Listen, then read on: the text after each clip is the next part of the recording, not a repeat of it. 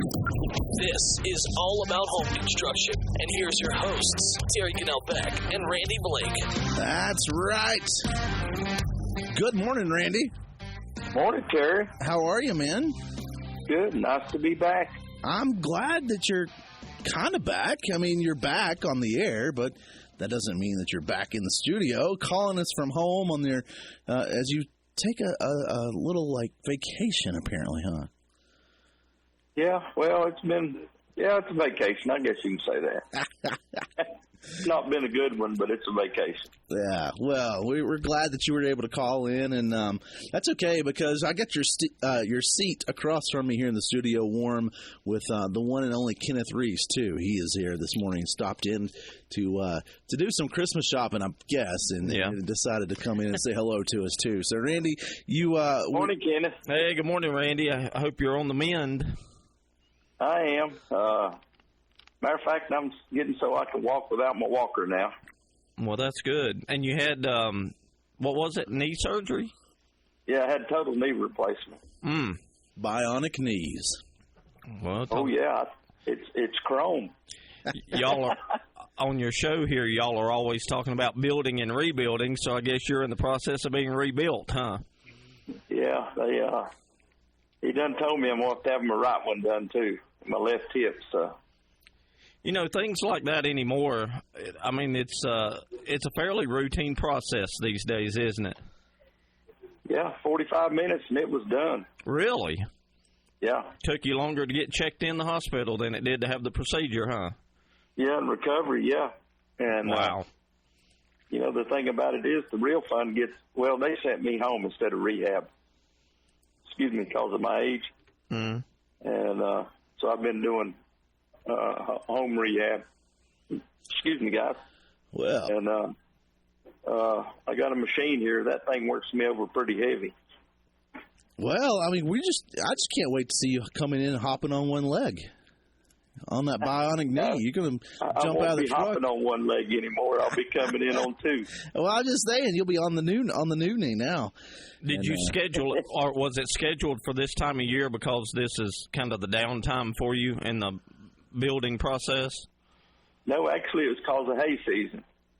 Oh, that's right. I see you. Randy, my aunt lives up on a little hill above Randy, and I see them baling hay every summer out there hard at it. That's what he does, man. He says he's working hard, but every time I see him on it, he's just listening to radio and driving around a tractor, and that air-conditioned tractor.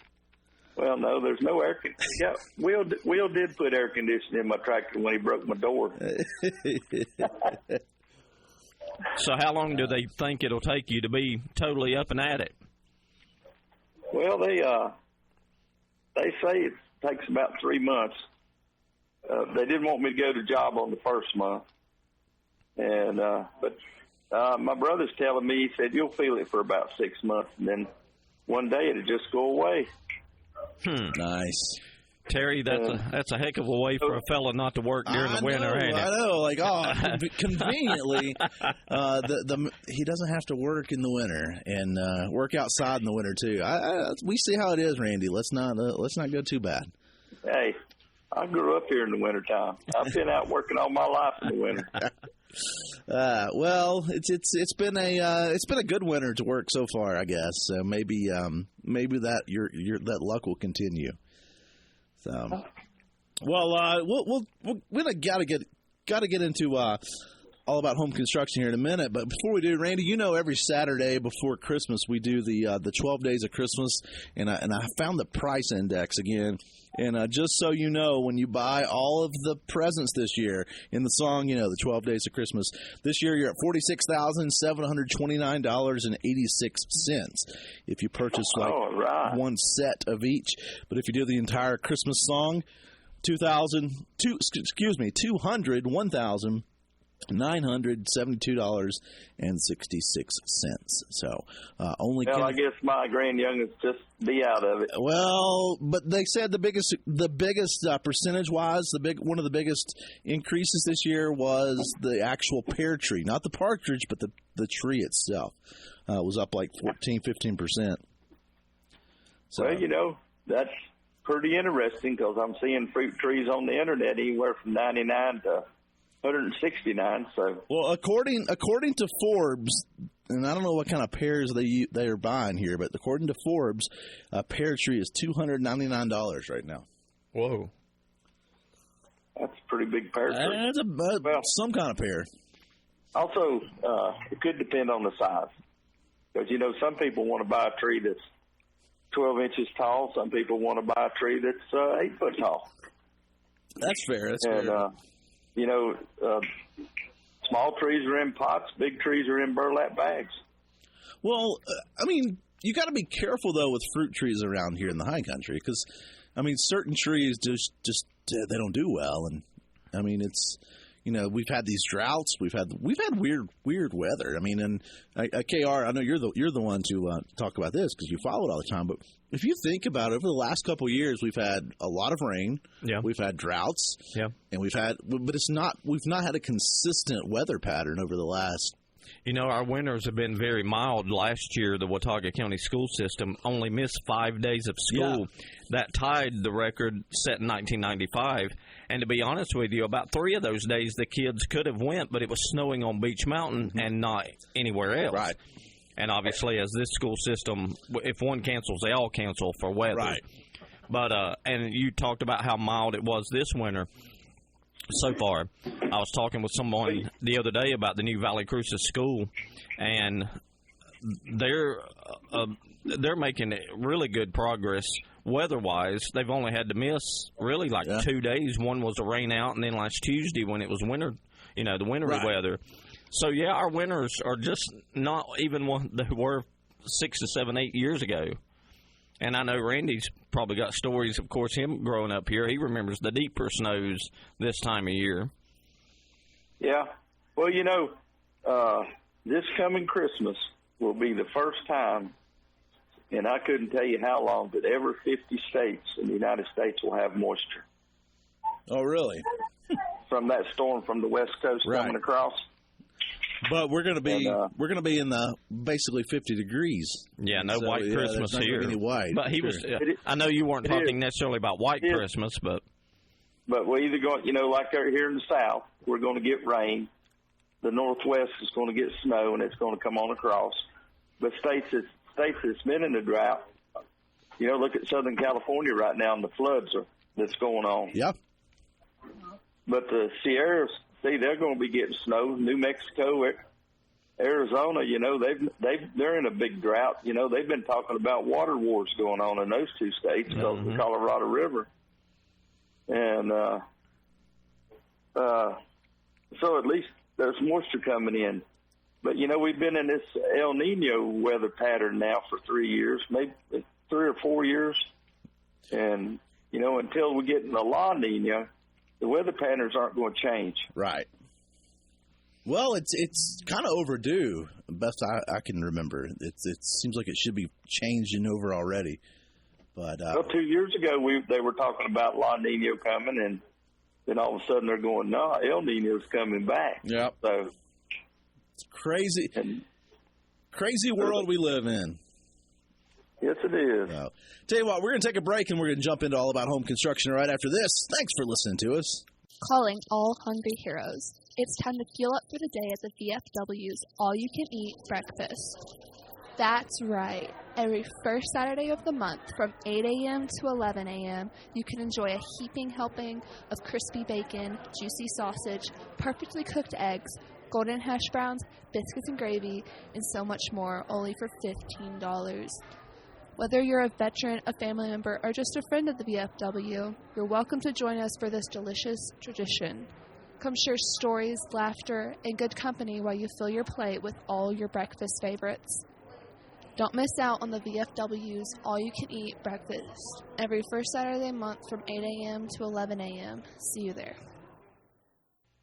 That's right. All about home construction here on WATA. And again, thanks to all of our listeners out there. Thanks for Randy being on the air with us, and then Kenneth Reece coming in. And not to do the news this morning, but just to come hang out. I just happened to be in town. We're glad you did, and it's good to catch up with you and two Valley Cruces guys on the show this morning, Randy. I don't know what to do. So, but before we get into it, don't forget, and KR, you're a big you're a big audio guy, so I know you're a big fan of podcasts. But don't forget, you can listen to our podcast all about home construction, and so we go back and catch the old shows. Sometimes we give some information where maybe you wanted to go back and share it, or go back and listen to it again. So wherever you get podcasts, go back and check that out, all about home construction. So speaking of your podcasts and shows, I started to say this is the last one for y'all for this year, but actually it is, because I have to be out next week. Oh. So so this may be the last 2023 live show. Maybe Randy and I, we're trying to do some digital stuff. Maybe we can put together a new show. Tune in next week. It's been an interesting year, with everything that's gone on. So I know we've missed, probably this year's the most shows we've missed. That's the reason. Apologize for reruns and stuff, but that happens from time to time. Well, life is busy, and when you got you got kids, you got families, and it certainly catches up sometimes for sure. So, well, I got all the grandyoungins this Christmas. Nice, and all the youngins are in. So now this is a good Christmas. Sweet. Well, I'm glad. It'll be exciting for you. Well, Randy, getting into the meat of the show here, we hear so much, and we always kind of joke around and this crazy thing, you wouldn't believe this thing that happened, and we have a lot of those stories, and we see a lot of those, and we hear a lot of those. We thought it'd be a fun show to kind of get into that, and just some of those horror stories, if you will, of construction, because there's so many of them, right? Yeah, well, the bad thing is, when we talked about wanting to do this show this morning, I have been on the money pit this year. And I have no idea how this house ever passed inspection. All right. The building inspection. And so, the homeowner didn't, the guy that owns it now, his dad bought it previous, and he lived in it for a long time, so he never thought nothing about it. But then they rented it. And the renters, a lot of renters don't take care of homes. Sure. And you wouldn't believe what, golly, I don't even know where to start on that house, because this was a modified A-frame, so you come in 4 foot. You got your closets to go down each side of the house. And instead of taking the litter box and putting the trash can or outside the trash, they took the litter box and dumped behind the walls. What? And, oh wow! Yeah, we spent right at about $1,200 in chemicals just to get the cat pee smell out. Oh. Dude. And how were they throwing it behind the wall? Did they just make a hole in the wall and throw it back there?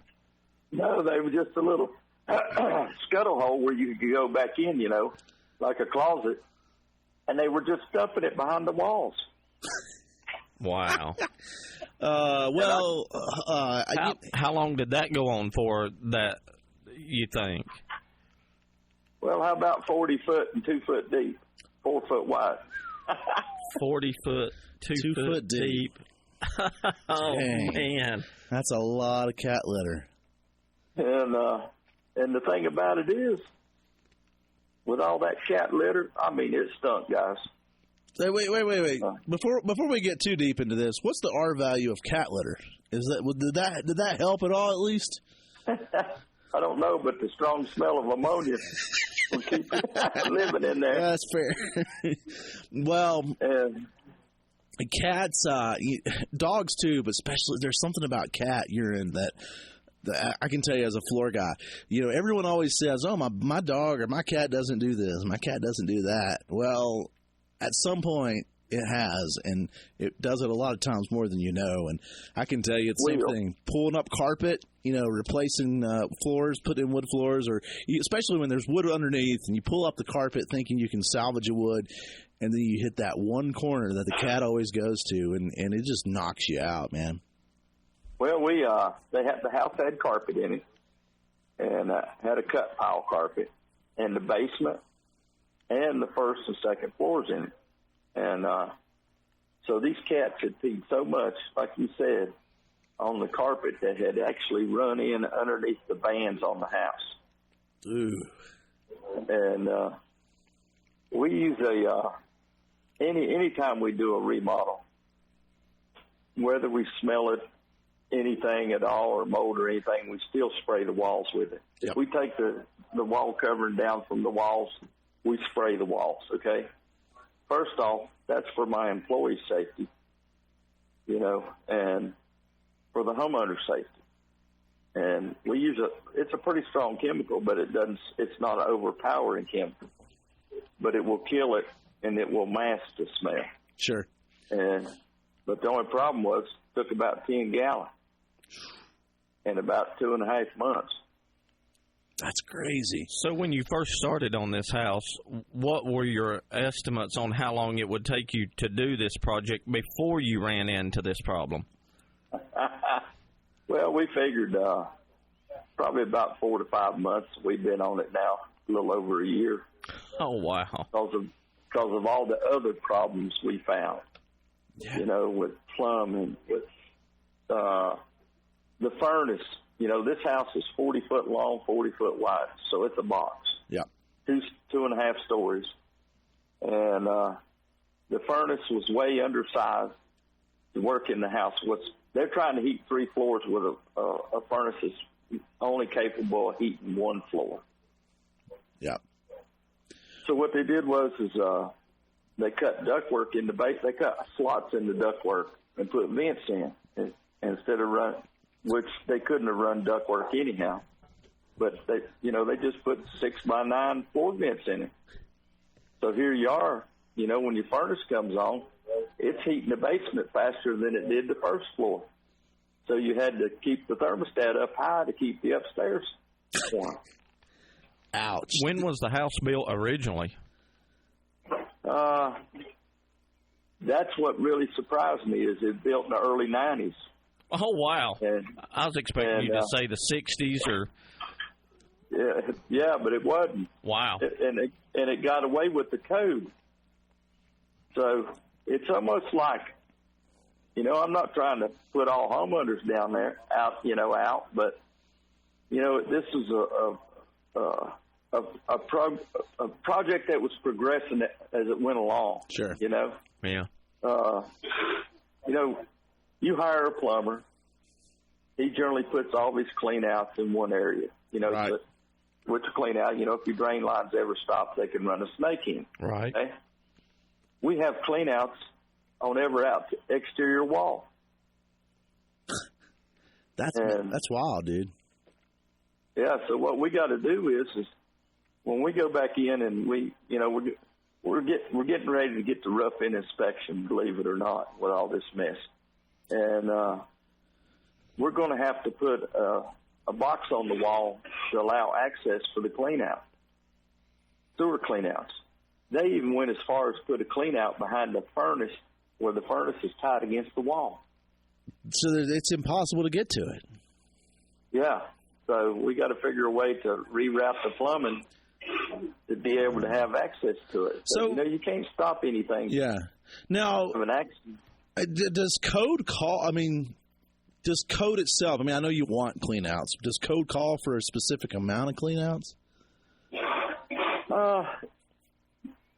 Yeah, to an extent, but generally, you can put them in one location. Right. And, well, that's what I was wondering. Because we talk about so much that a house to code is just the bare minimum, and that's what I'm wondering. Like this house has 5 bathrooms on 1 floor.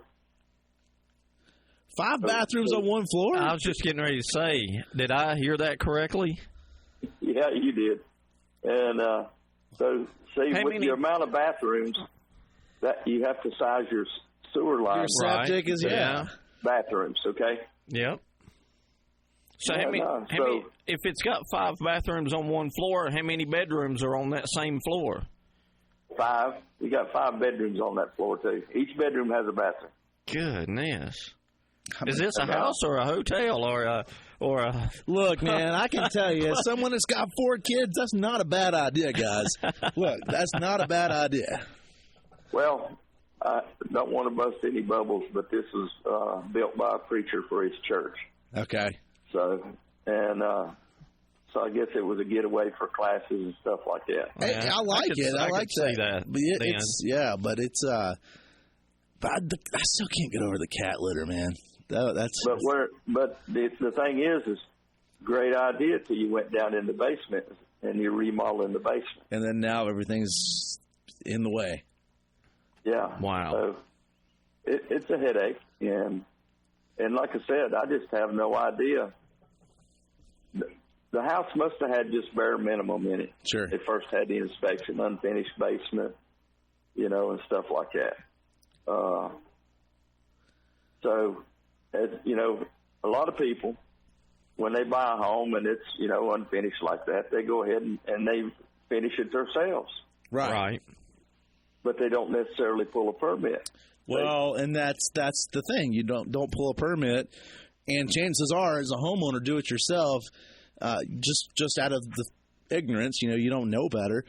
Then you're probably going to put it in not to code anyway, and because there's no permit to come back and check what's done. Right, and there's a reason for that we have codes, and it's to protect the next buyer. Yeah.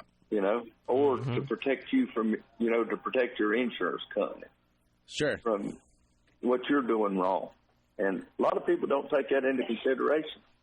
So there you go. That's the reason home inspectors, I guess, were invented, sure, because of stuff like that. That's it. So, well, I'll tell you what, Randy, we need to take another break. We'll come right back right after this. Thanks for listening to us. Obviously, by listening to this podcast, you see the value of All About Home Construction. Well, by joining our listener-supporter community, you're not just tuning in, you're standing with us as we are able to support and fuel our passions of the construction industry. As a listener-supporter, you'll enjoy exclusive perks, including hearing your name, or maybe even your business name, on our show. So please go to our Spotify website. The link will be in the show notes, and join. You can join for as little as $1 one-time fee, $1 a month, $5 a month, whatever you think you can afford. Every single penny helps to keep this show going as we can continue to grow and do lots more things. Thanks a lot. And again, more importantly, thank you for listening to this. That's right. All About Home Construction here on WATA. And again, thanks to all of our listeners out there. And we appreciate them so much. And we got Kenneth Reece in the studio and Randy Blake on the radio, on the phone. Good morning, Randy. Morning. And all right, so we're talking a little bit about construction fails and some horror stories, if you will. And okay, the cat one is going to be a tough one to top. And I think all of my stories would well, not all, but my stories would revolve around two things. One is animals, pets, and the other would be water, like some kind of leaks for various reasons. Water can be a big one too. Well, I think that to me the biggest horror story I've ever seen was, or as far as like wood floors go, is refrigerators. When you have an ice maker in your refrigerator, well, you push it back, especially with those old copper lines. You got a little pinhole in it, you didn't know it, and then the water just kind of trickles out, and of course water goes down, as we all know, and and it works underneath the subfloor, and then it works into the whatever's underneath the basement, crawl space, or whatever. And I went into a house one time, and they had pulled it out and realized there was an issue, and the subfloor was just rotted away. Who knows how long this thing has been leaking, and mold everywhere. I got to say something on that right there. Go to a plumbing supply and buy your copper line for your ice maker. Don't go to Lowe's and buy it. Is there a difference? Oh, there's a big difference in it. Well, there's 3 grades of copper pipe plumbing, okay? And Lowe's doesn't sell the top line copper. Got you. Well, at this point, why would you even want copper though? Like isn't the plastic PEX or whatever? I don't even know if that's actual PEX that's on the refrigerator lines, but isn't those plastics just as good. It is, but you know the biggest thing about them is if a mouse gets in your house. That's fair. Yeah, they chew on it too. Yeah, good point. You know, because we've gone in and which we've been pretty lucky. You know, with a lot of times that we found the plastic lines cut by mice because, you know, Terry, you know as good as I do that even though a hardwood floor gets wet and raises up, if you're on it fast enough, it will lay down with a dehumidifier. Yeah.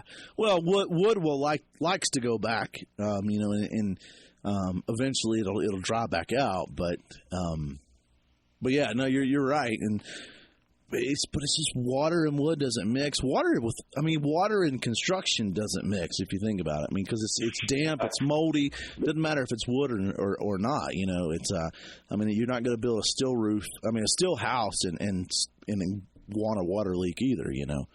But you know, the biggest thing about wood flooring is it will return back to its natural state until it swells to the point that it crushes the fibers. Right. Okay. Once it starts crushing the fibers, then it won't come back. Yep. I got a quick question for you, Randy. Kind of switching gears a little bit, but in your experience, have you got a story you could tell us about trying where you're either remodeling a home or building a new home, and the homeowner is trying to get in before the holidays? Yes. Jimmy and Beth Calwan in Ashe County, and that was a house that, you know, believe it or not, we were on that house about a year and a half, and and we went in to do a remodel, you know, just a kitchen remodel and basement remodel, and you know, I did my estimate. I estimated out about $80,000 on it, and we were walking through the house. And I looked down, and I seen something moving in the hardwoods, and the house had termites. Oh, no! Oh. So here we got a house now that we have 2.5 stories that we have to gut to get out of the termites, or to, you know, get the termites, find the termites where they came in and everything. Yeah. And I have to really commend Terminex for it, and because they actually tracked down the termites, killed them, and the termites were nearly over 100 feet away from the house. Mm. And so here we are. She knew that she wasn't going to have her first Thanksgiving or her first Christmas in the house, and then, you know, like I said, it was a nightmare in itself because the house was built in 41.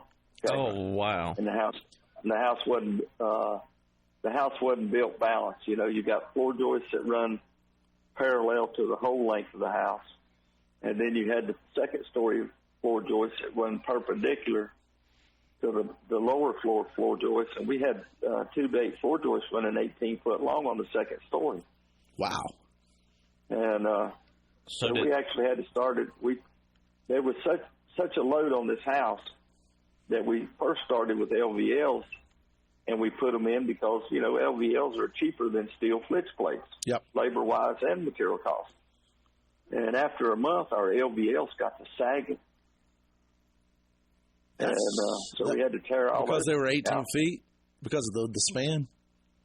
Yeah, and the load. Well, they had 2 seconds. You know how you look at old farmhouses and they've got the shed roof off the front of the house? Right. Yeah. Well, this had the shed roof off the back of the house. So all the weight The only problem was the shed roof had bricks on each side. Yeah. So we had all that masonry weight coming down on the inside floor joists. Right. Stuff that transferred all the way to the bottom. So the residents had to vacate the home totally? Yep. Which was a good thing. They lived in Raleigh, you know. Oh, okay. And she bought it so she could have this as their retirement home.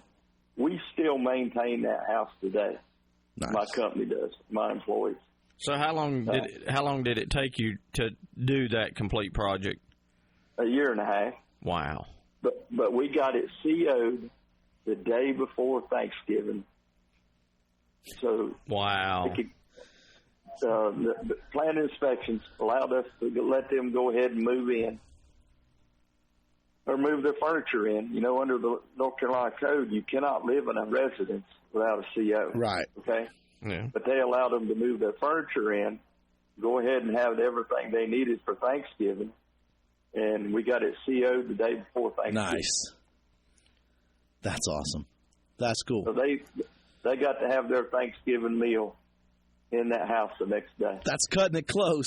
Well, KR, you're no stranger to the construction world. I mean, you've got some experience driving trucks, and I'm sure you've been in that same situation though of this whole crunch. Like, I need it tomorrow, man. Yeah, when my father was still alive, we were in the dump truck business and backhoes and trackhoes, that kind of work, and very often, every year, depending on when Christmas fell, let's just say, for example, yesterday is Friday.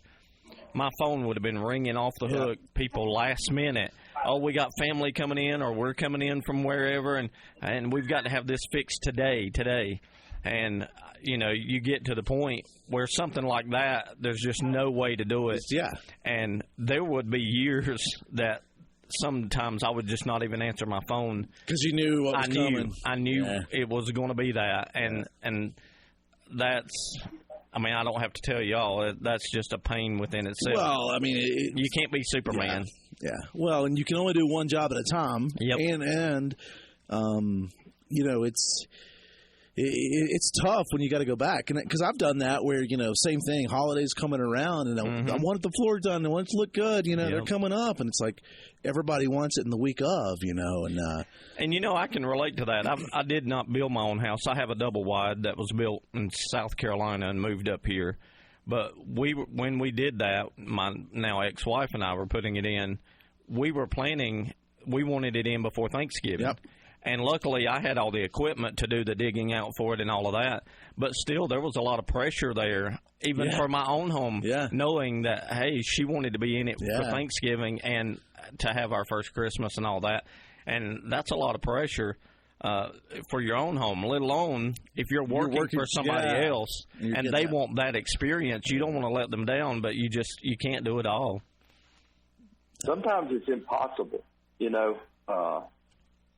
Well, we don't understand that, and one of the problems we have up here is we do not have the workforce they have in Charlotte or Atlanta or Miami. You know, we always hear people out of state. Well, you know, we don't do that in our state. Right. Well, look at your state. You know, when the hurricanes come through, look at the damage that happens to it. And another problem that we have up here that a lot of other areas don't face is the freeze-thaw. Correct. You know, there'd be a lot of mornings hauling gravel. If it was froze that morning, the ground, you had to get it there before 10 o'clock or whatever, if it was going to be a warm day, because you might get the truck in, you dump your load, and not get it out. I don't miss that at all. Well, you know, I'm old enough now that we still bury water lines 3 foot deep. Wow. Well, you know, I mean, that's not a bad thing. Yeah, I'm not surprised by that. It's not a bad thing at all. But, you know, it's like you said, though, the weather is so weird. I mean, on the other extreme, right, we got this, you know, these spring to summer days. How many times do we see the fog roll in? And, you know, and you think about this, and you've got your window open because you like the cool air, you know, in the hot day, and the fog rolls in the morning, and then, like you said, 10 o'clock, the fog starts to burn out. Look at that extreme temperature, or not temperature, but humidity's changed. You know, you're going from 100% to 20%.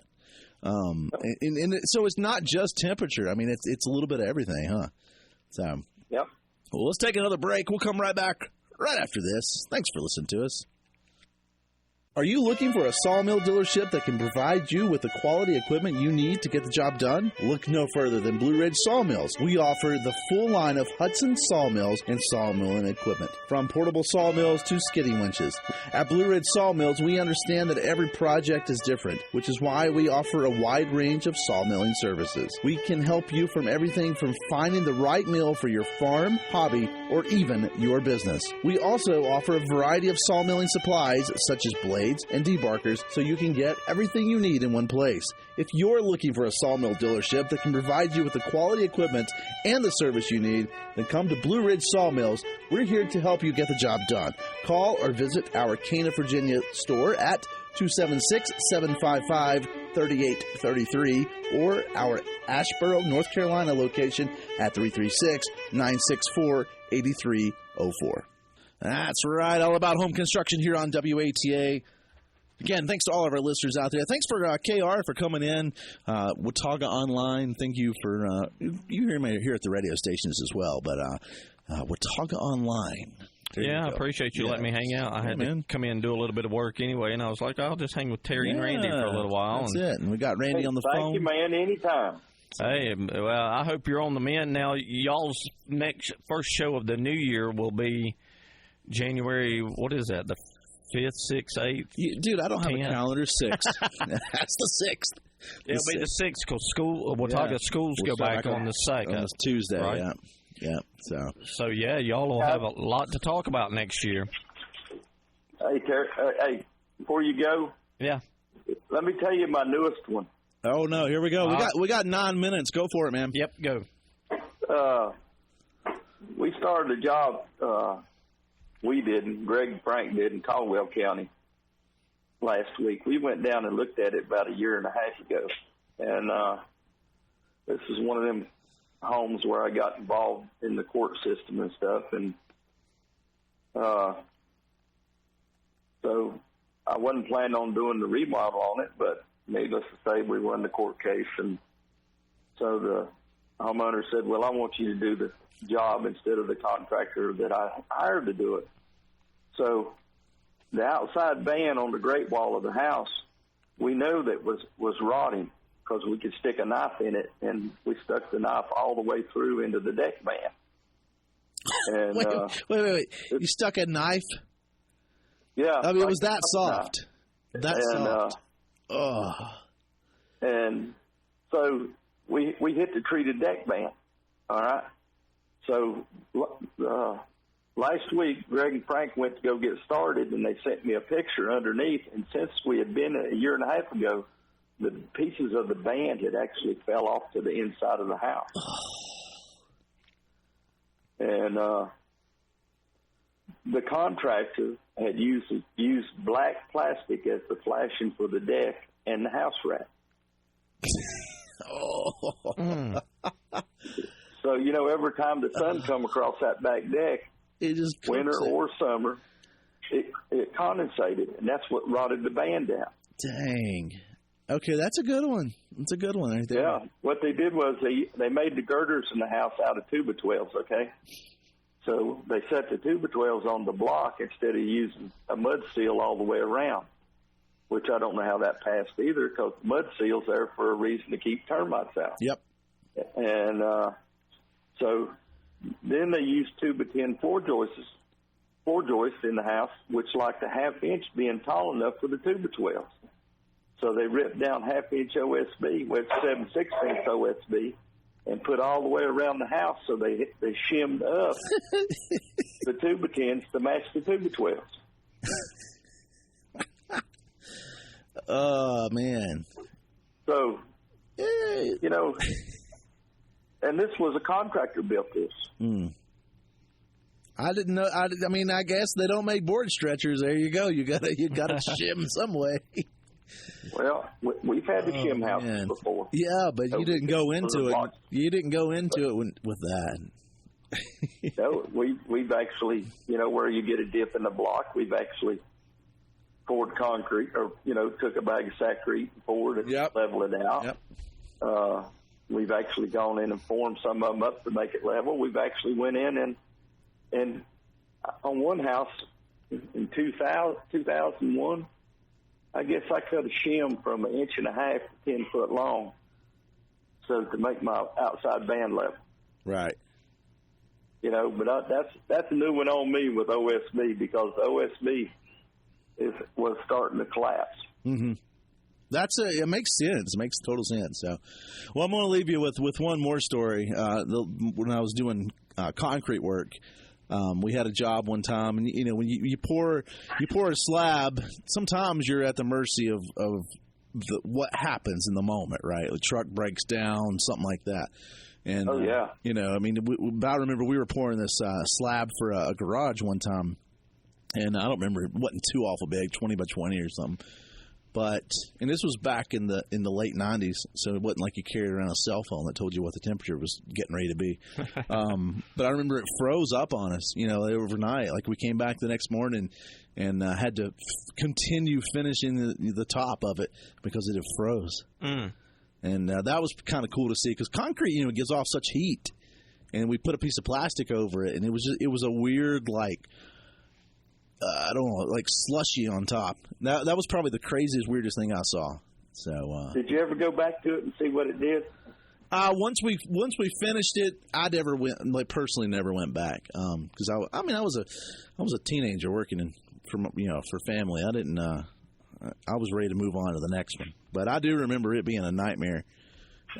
Just coming back the next morning at 6 o'clock and just seeing that steam roll off of it, but there's ice on it. It was kind of weird. Generally, concrete will never freeze the first night. The next night, second night's when it freezes and busts. Yep. And but talking about concrete, me and Don, when we were in business together, we were pouring a driveway at Hound Deer's. And you know how the mountain weather is. Yep. We knew it was going to rain, but we didn't think we was going to get a thunderstorm right on top of it. I know where you're going with this. And so we poured it, and as soon as we got done, we got it poured, we got it floated, trialed, and we heard the thunder. Yep. So we took 6 mil plastic, and we laid on it, and the wind didn't pick it up, but it rained so hard that the rain itself, the next morning when we took the plastic over, that driveway was as flat as a mirror. Yeah. And as slick. That's crazy. That's pretty cool. So, we lucked out on that one. I was getting ready to say, I thought you were going to go with, you didn't have the plastic, because I've been there and done that too, when it comes that gully washer, and then, now you got these, you see every little raindrop in the concrete. We did some decorative concrete one time. It was that way. And oh man, it was. We ended up grinding it up. We had to do it over basically, and it was ugh.